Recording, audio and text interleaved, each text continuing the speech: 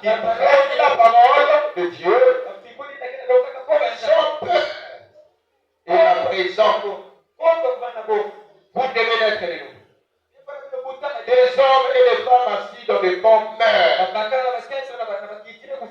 Ils s'enfoncent dans un désespoir total. Ils sont anéancis sans Dieu. Ce n'est pas parce qu'il n'y a pas de grâce et de salut. C'est parce qu'ils refusent de recevoir cela. Alléluia. Hein? N'importe maintenant ne peut pas chercher. Nous avons un Dieu vivant qui a montré qu'il est en train de marcher avec nous. Nous avons un véritable serviteur de Dieu. Je ne le fais pas avec orgueil. Alléluia. J'essaie de me fournir de faire de mon mieux. De marcher dans la case de Dieu. Et ne pas être dans le bêtise. Combien de pasteurs, aujourd'hui même dans le message, qui se tiennent le bureau de la chaîne, pendant ce temps, ils ont des copines dans leurs églises. Combien? Ils sont nombreux. Alléluia.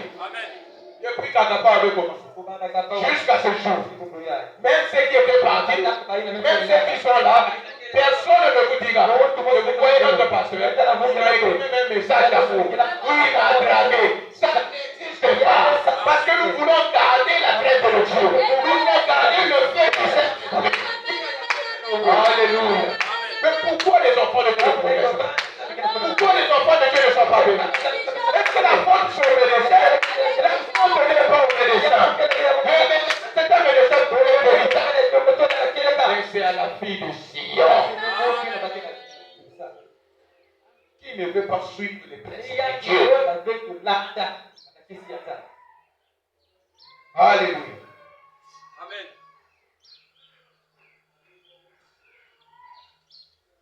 Je prends le paragraphe 25.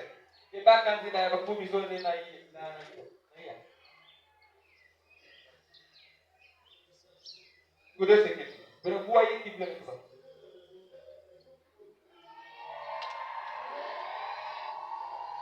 Il dit, c'est pourquoi la fille de Dieu, l'Église est si malade. Amen. Pourquoi ça ne pense pas?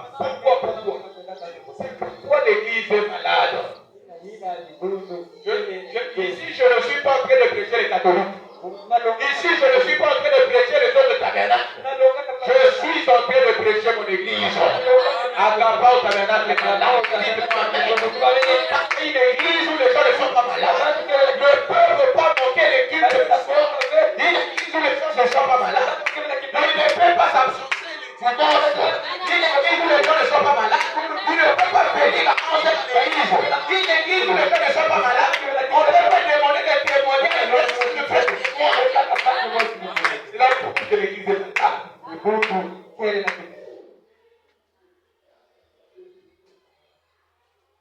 Une église qui n'est pas malade, qui remonte chanter.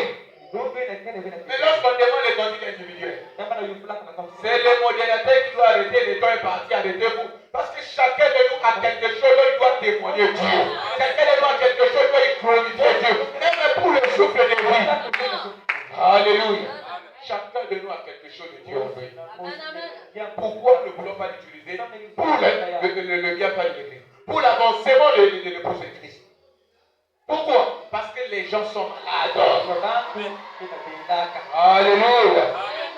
Frère Branham dit, aux États-Unis, la maladie numéro 1, c'est la maladie du cœur. Quand Frère Branham dit, c'est faux. Aux États-Unis, la maladie numéro 1, c'est le péché. Alléluia. Amen. Et la maladie numéro 1 ici, c'est le péché. C'est le péché qui enlève le goût, la soif de la parole. Alléluia.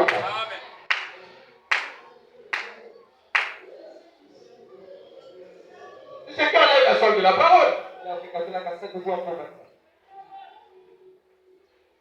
C'est pourquoi la fille de Dieu, l'Église est si malade. Ce n'est pas parce qu'il n'y a point de médecin. Un médecin qui traite cette maladie, un prédicateur qui dira la vérité et qui prêchera cela, nous en avons beaucoup. C'est parce que la vie ne voudra pas recevoir cela. Il y a beaucoup de médicaments. Mais les gens meurent au milieu de l'église, étant pécheurs. Alléluia. Même vous ne savez pas recevoir la parole. Alléluia. Dites Amen, vous ne pouvez pas recevoir la parole. À l'exception de la sœur Christelle. Que Dieu te bénisse. Alléluia. Il ne faut pas prendre de te lever. Moi j'aime quand je prêche, les gens sont debout qui peuvent me saluer. Ça me donne l'onction et je continue à prier de bénir. Quand des gens sont là comme des fous, là, on prêche la parole de Dieu dehors. C'est la sorcellerie. Une personne qui il ne foutez pas la sorcellerie.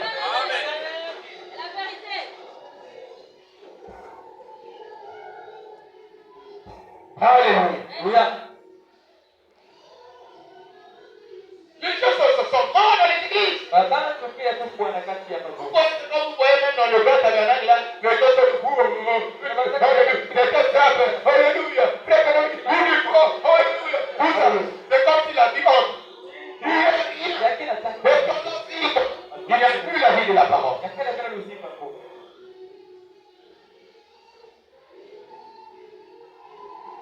Il n'y a plus la vie de la parole.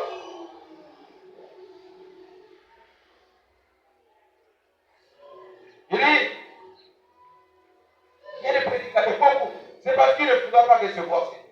Il y a beaucoup de médicaments. Mais les gens mettent en plein